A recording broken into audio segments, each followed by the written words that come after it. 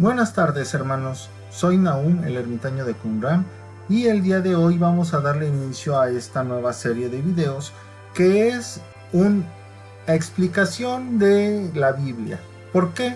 Porque muchas veces nosotros conocemos la iglesia, hemos adorado a Dios y pues lo regular es de que tengamos una Biblia, pero no sabemos ni cómo está organizada, ni por qué, ni cuándo, ni cómo, ni dónde, ni nada. ¿Ok? Entonces, este va a ser un video en el cual vamos a explicar el carácter de la Biblia cristiana, la Biblia Reina Valera, y vamos a explicar cómo se organiza, porque de ahí vienen muchas cosas y podemos entender muchas cosas. A grandes rasgos, la Biblia se divide en dos porciones muy importantes o en dos porciones muy amplias. Estas dos porciones son el Antiguo Testamento y el Nuevo Testamento, cuyo punto de inflexión cuyo punto de separación es el nacimiento de Jesús. Nosotros podemos estar encontrando escrituras hebreo-arameas muy antiguas y podemos estar encontrando escrituras griegas cristianas muy nuevas relativamente hablando, es decir, ya después del nacimiento de Jesús. Vamos a empezar por el principio. La Biblia está dividida en Antiguo y Nuevo Testamento, como ya lo habíamos visto. El Antiguo Testamento tiene 5 grandes divisiones, que es el Pentateuco o la ley, los libros históricos, los libros poéticos o de sabiduría, los profetas mayores y los profetas menores. El Pentateuco es la primera división. Estos libros fueron escritos por Moisés, o la tradición se los atribuye a Moisés. Estos 5 libros también son conocidos como la ley de Moisés y son el Génesis, Éxodo, Levítico, Números, Deuteronomio. En ellos está marcada la historia antigua del pueblo de Israel hasta la llegada a la entrada de la tierra prometida. Desde Adán y Eva hasta justo antes de entrar a la tierra prometida. Ahí se marcan todas las leyes, todos los ritos que tenían que seguir los sacerdotes, marca exactamente cómo es que hay que hacerlos, cuando una persona es pura, cuando una persona es impura, etc. Sí, todo esto viene entre el Éxodo y Números. Génesis es el libro que nos va a contar tanto la creación del mundo como la creación del pueblo de Israel. Los libros históricos nos van a llevar desde esa llegada a la entrada de la tierra prometida, pasando por la conquista de la tierra prometida, hasta la deportación a Babilonia y la destrucción del primer templo. Bueno, incluso hasta la reconstrucción del segundo templo. La construcción del segundo templo, perdón. Aquí tenemos libros como Josué, que narra la conquista de la tierra prometida. O bueno, la gran mayor parte de la conquista de la tierra prometida. Jueces, que ya nos narra esta parte de cómo estaban organizadas las tribus antes de que se nombraran a los reyes de Israel. También viene Ruth, que es una historia muy bonita dentro de la época de los jueces. Primer y segundo libro de Samuel, que es donde se narra la vida de estos dos primeros reyes, que es Saúl y David, el rey malo y el rey amado por Dios. También está el primer y segundo libro de Reyes, que nos marca la historia de todos los reyes de Israel y de Judá. Esto también lo vamos a ver en estos libros: la guerra civil del pueblo del reino de Israel y la separación en dos, los reinos del norte y los reinos del sur.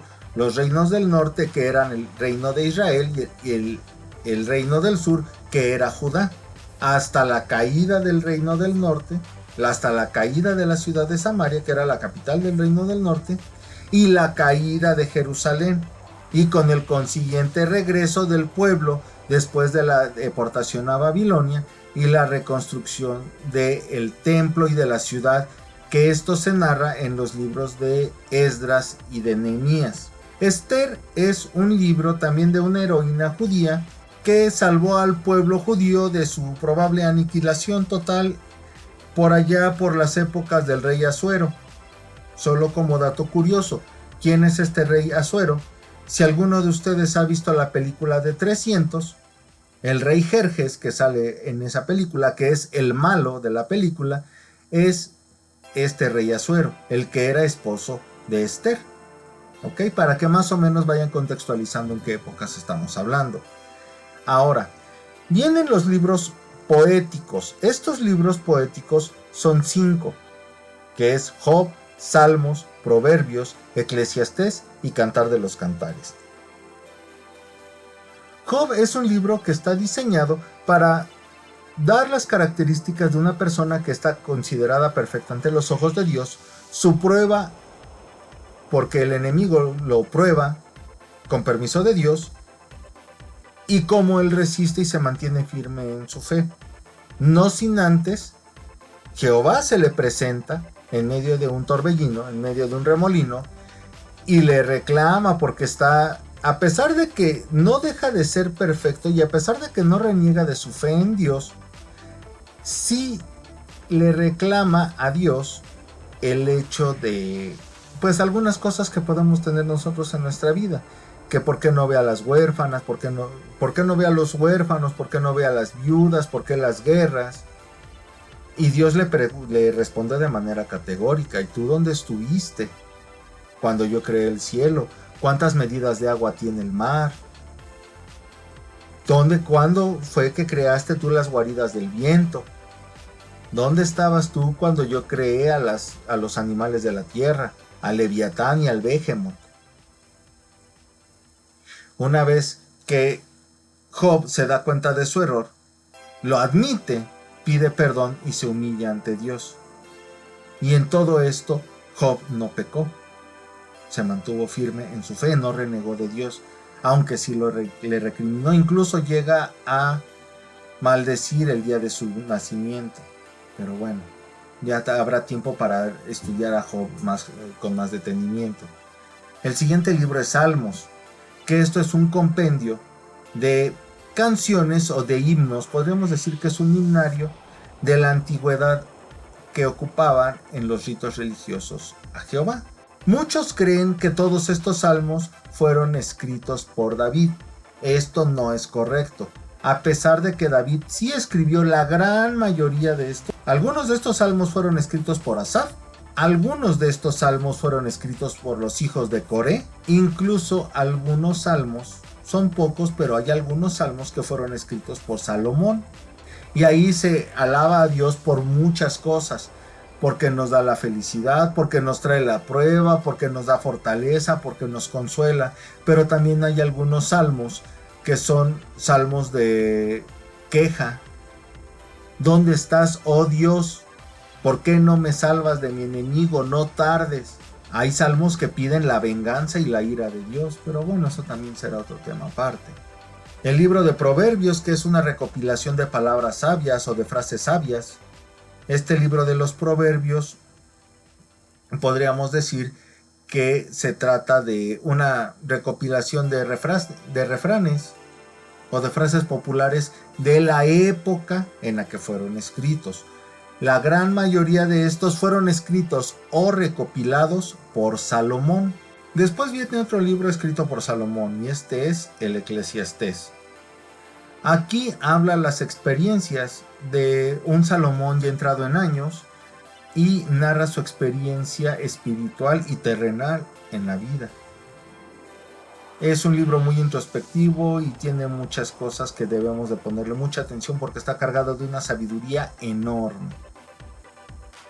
Después viene el Cantar de los Cantares, que en algunas esferas ha querido ser prohibido porque es la relación de un rey con su esposa y en algunos puntos podría llegar a tocar ciertos matices eróticos, pero no es así.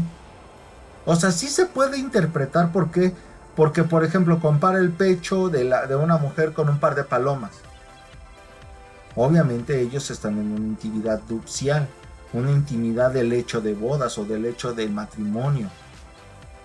Pero este libro es una muy bonita alegoría de la relación que tiene Dios con su iglesia. Hay que recordar que en el Apocalipsis capítulo 19 están las bodas del Cordero y que se va a casar con su iglesia. Y aquí en el Cantar de los Cantares describe esa relación de Dios con la iglesia y de la iglesia con Dios.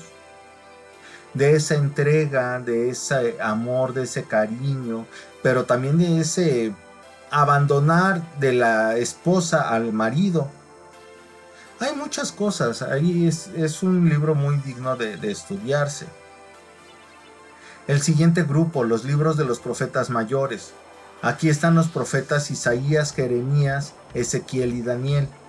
Jeremías tiene 2 libros, el libro del profeta Jeremías y el libro de las lamentaciones de Jeremías. En estos libros va a venir muchas de las profecías de lo que va a venir después, de la llegada del Mesías, o algunas profecías, por ejemplo en Daniel, son apocalípticas, en Ezequiel también podemos encontrar partes del Apocalipsis. Aquí se habla mucho de las bestias vivientes, que son los querubines. Bueno, hay una infinidad de profecías. En Isaías y en Jeremías se puede ver la caída o el anuncio de la caída de Jerusalén, con la esperanza de la reconstrucción y con la esperanza de la llegada del Mesías. Ezequiel nos habla de la llegada del Mesías, Isaías nos habla de un nuevo pacto, Jeremías nos habla de la profecía de la reconstrucción de Jerusalén. Todo esto hablando de la iglesia, hablando de nuestra vida cristiana, ¿sí? Después vienen los profetas menores, que en este caso son Oseas, Joel, Amós, Abdías, Jonás, Miqueas, Nahum, Habacuc, Sofonías, Ageo, Zacarías y Malaquías. ¿Y estos qué? Estos profetas menores, ¿por qué son llamados menores? Su nombre proviene, o esta división proviene única y exclusivamente por la amplitud de sus textos. Nada más. No es que sean menos importantes o más importantes que los profetas mayores. Debemos de tomar en cuenta, por ejemplo, que Isaías es un libro de más de 60 libros y, por ejemplo, Nahum tiene únicamente 3 capítulos. Entonces no hay punto de comparación, y este es el motivo por el cual son divididos en profetas mayores y menores. No por el nivel de importancia, sino por la cantidad de la obra. Debemos de tener una consideración, porque este es el final del Antiguo Testamento. El profeta Malaquías es el último profeta en la línea de los profetas, y a partir de aquí existe un silencio absoluto de Dios. Ya no hay profetas, ya no hay profecías, ya no hay anuncio de la palabra real o verdadero como tal. Y esto es por aproximadamente 400 años. Lo siguiente que habla es Juan el Bautista predicando en el desierto, el más grande de todos los profetas. Oye, pero es que ese no tiene su propio libro y nada más salen unas partes bien chiquititas de la Biblia y con algunas situaciones o algunas participaciones muy específicas. ¿Cómo dices que es el profeta más importante de la Biblia? Él es el profeta más importante de la Biblia porque él es la segunda venida de Elías, o él es figura de Elías, y él es el que está llamando al pueblo al arrepentimiento porque el Mesías está a punto de llegar. Nada más por eso, él es el profeta más importante. Porque los demás profetas profetizaron de que vendría algún día. Pero Juan el Bautista profetiza lo que va a suceder en su periodo de vida. Y de hecho, él mismo tiene esa fortuna de decir: y esta persona, él es del que les he estado hablando y no soy digno ni de desatar la correa de sus zapatos. Yo no tengo por qué bautizarlo, yo necesito ser bautizado por él. Es a él a quien le deben de rendir. Él es el verdadero maestro. Yo nada más soy un heraldo, yo nada más estoy anunciando su venida, pero el bueno es él, el maestro es él, y lo presenta y lo introduce al mundo. Las siguientes palabras, después del profeta Malaquías, ya se encuentran dentro del Nuevo Testamento. Y durante estos 400 años no pasó nada en el reino de Israel. La Biblia no nos dice nada. Pues bueno, aquí cabe aclarar algo. No es de que la Biblia no diga nada. ¿Por qué? Porque las Biblias católicas sí incluyen información de este periodo, que es el libro de los dos libros de los Macabeos. Y estos representan la rebelión de los Macabeos para liberarse de la oposición o liberarse del dominio que estaban ejerciendo sobre de ellos. La revuelta tiene éxito y el pueblo judío es liberado. Otra vez, como sucedió muchas veces, y el pueblo es liberado como sucedió muchas veces en el libro de los jueces. Pero esta pues simplemente es una de tantas. Y los hermanos macabeos podrían haber sido uno de estos jueces. Pero bueno, estos no están incluidos en la Biblia cristiana, pero sí en la Biblia católica. Y eso es de lo que vamos a hablar en un video después. ¿Ok? ¿Cuál es el canon y por qué están incluidos estos libros? Ahora, continuando. ¿Cómo se divide el Nuevo Testamento? Está dividido en el Evangelio. El Evangelio es uno. Tiene 4 escritores diferentes y cada uno da su punto de vista de este Evangelio. Sí es correcto, pero el Evangelio es uno. No son 4 evangelios, es un solo evangelio y es el Evangelio de Jesús, narrado o descrito por 4 de sus seguidores. Porque Mateo sí era seguidor de Jesús, sí era de los 12 apóstoles. Pero el siguiente evangelista, que es Marcos, no era un discípulo de Jesús. Él era un niño, tenía como 14 años, era un adolescente, y su familia eran seguidores de Jesús. Pero Marcos no era uno de los 12 discípulos. Incluso la última cena o la escena de esa última cena se da en casa de Marcos, en casa de los papás de Juan Marcos. Él ya conocía y tenía una relación muy íntima con Jesús, pero no era parte de los 12, que después se convirtió en discípulo de Pedro y andaba junto con él. Y ya después estuvo con Pablo y bueno, X. El siguiente evangelista es Lucas. Este ni siquiera es judío. Este ni siquiera es hebreo. Lucas es un evangelista griego, médico de profesión, que en ese entonces eran los más grandes científicos con reconocimiento. No tanto como científicos, pero sí sabían que eran personas eruditas y muy maestros que habían estudiado toda su vida. Eran personas que tenían un estatus muy alto. Y por lo regular, los únicos que podían acceder a sus servicios eran los reyes o los comerciantes más adinerados, porque también no había muchos médicos. Y ellos podían cobrar lo que ellos quisieran. Pero este médico decidió seguir a Jesús. No decidió dejar de ejercer, ojo, pero sí decidió seguir a Jesús. Se le puede encontrar a él que viajó muy cercano con Pablo y estuvo muy presente con él en sus viajes misioneros. Él, como buen griego, tiene este deseo de organizar y esquematizar el conocimiento o el evangelio y trata de ponerlo en orden. Trata de depurar las fuentes, entrevista a todos, platica con todos, con los testigos presenciales, con las personas que conocieron a Jesús, y está considerado uno de los primeros historiadores formales de la historia. Y obviamente es el historiador más serio de toda la Biblia. Pero no es ni siquiera hebreo. Cuando él llega a Tierra Santa, Jesús ya había muerto. No tenía mucho tiempo de muerto, pero ya había muerto.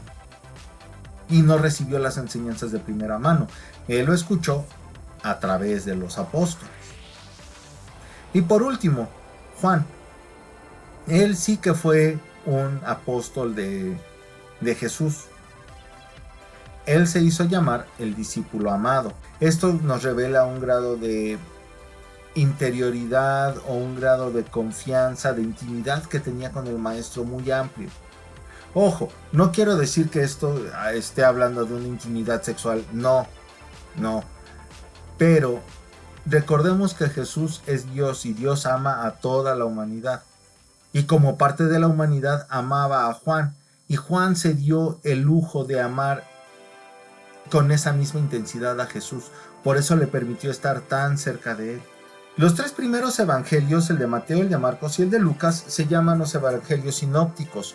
Esto es porque ahí están condensadas muchas de las mismas historias con pequeñas variaciones, siendo el libro de Lucas el que recopila pues la mayor parte de estas y agrega unas cuantas más. Pero el evangelio de Juan es, pues si bien no distinto en el tema principal, sí es distinto en cuanto al contenido, porque a pesar de que sí hay mucha armonía entre los cuatro evangelios, sí hay pasajes que se repiten entre los cuatro evangelios, también hay otros pasajes que no están repetidos. Y en general las enseñanzas que nos da Juan o que nos da Jesús a través del evangelio de Juan son enseñanzas más espirituales. Yo soy el pan de vida, yo soy la luz del mundo, yo soy la fuente de agua viva. Un montón de cosas que nos enseña a través de Juan. Estos son los evangelios, o este es el evangelio. La siguiente clasificación son los libros históricos. Y bueno, al decir los libros históricos, pues es una manera de hablar porque nada más es uno. Y este libro histórico es Hechos de los Apóstoles, escrito nuevamente por el apóstol Lucas, que es directamente una continuación del Evangelio de Lucas. Aquí nos narra todas las vicisitudes de la iglesia primitiva, desde el día del Pentecostés, la ascensión del Señor, hasta unos cuantos días antes que Pablo sea liberado de su primer cautiverio en Roma. Debemos conocer que Pablo fue liberado y después, aproximadamente 2 o 3 años después, fue capturado nuevamente y ahora sí, ejecutado. Pero esto ya no está descrito en Hechos, es más, en la Biblia no se sabe. Esto se tiene por fuentes externas. Ahora, Pablo es otra persona que no fue un discípulo de Jesús.